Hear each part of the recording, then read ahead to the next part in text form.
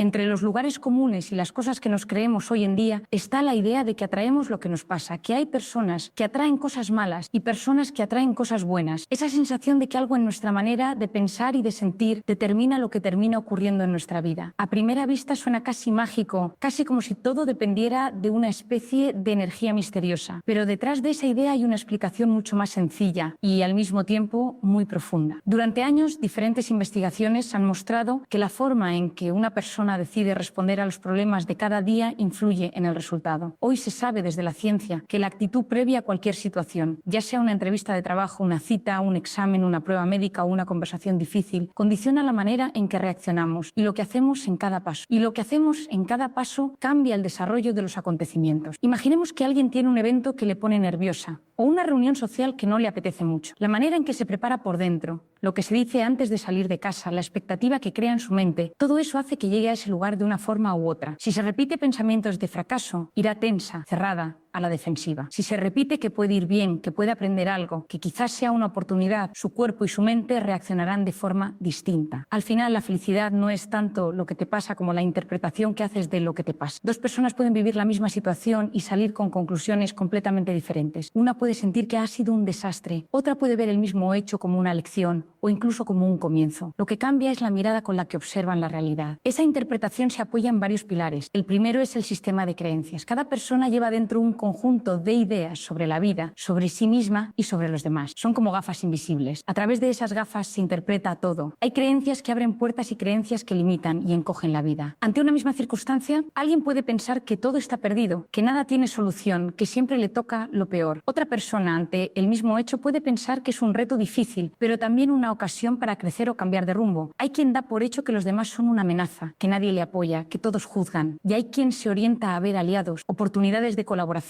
y gestos de ayuda. Curiosamente, se puede estar en un lugar maravilloso y sentir que el mundo es hostil, o vivir en un entorno duro y sentir que la vida sigue teniendo sentido y posibilidades. La clave no está solo fuera, está en esos constructos mentales que se han ido formando desde la infancia, a través de la educación, de las experiencias, de lo que se ha oído y repetido una y otra vez. Además, esas creencias no actúan solas, se mezclan con el estado de ánimo. La distancia entre la mejor versión de una persona y su peor versión suele depender de cómo se encuentra por dentro. Cuando el estado de ánimo es bueno, las creencias se flexibilizan, aparece la esperanza, se perciben alternativas. Cuando el estado de ánimo es malo, las mismas creencias se vuelven rígidas, oscuras y pesimistas. Aquí comienza el núcleo de esta historia. Entender cómo lo que pensamos y creemos influye en lo que sentimos, en cómo actuamos, en las decisiones que tomamos y poco a poco, incluso en lo que ocurre en nuestro cuerpo. A partir de esta base se abre el siguiente paso, en el que se explora la relación entre pensamientos, emociones y salud, y cómo todo ello puede acercarnos o alejarnos de que nos pasen cosas buenas. Cuando hablamos de cómo los pensamientos influyen en lo que sentimos, también entramos en otro territorio importante, el de las emociones. Cada emoción que experimentamos está precedida por un pensamiento. Primero se forma una idea en la mente, aunque sea de forma automática o inconsciente, y esa idea activa una emoción. Es decir, no sentimos sin pensar. Aunque no siempre seamos conscientes, primero hay una interpretación y después viene la emoción. Las emociones no son algo que solo ocurre en la mente, también se manifiestan en el cuerpo. Cada emoción genera una respuesta física. Cambia la respiración, el ritmo del corazón, la tensión muscular, el tono de voz, la postura. Y a un nivel más profundo, las emociones activan o desactivan ciertos mecanismos dentro de nuestras células. Pueden influir en la sangre,